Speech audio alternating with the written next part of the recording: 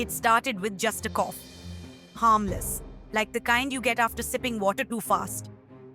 But within weeks, that cough turned into something far more sinister. What seemed like a minor irritation was actually the beginning of a silent killer lurking inside.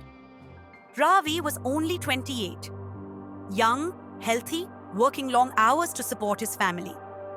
When the cough began, he brushed it off, but soon he noticed streaks of red in his handkerchief. Blood.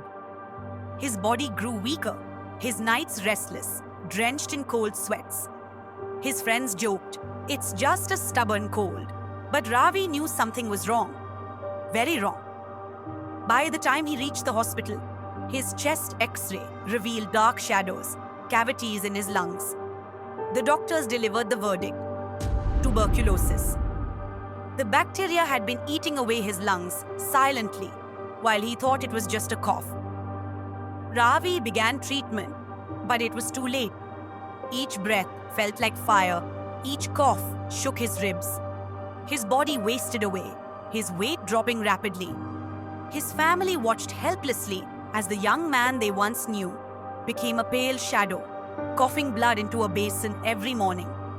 For Ravi, the cough never stopped. Tuberculosis is not just a disease of the past.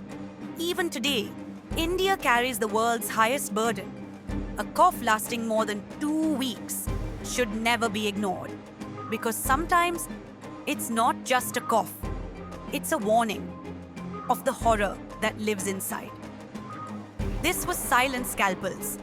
If this story gripped you, don't forget to subscribe for more real medical horror stories where medicine meets fear.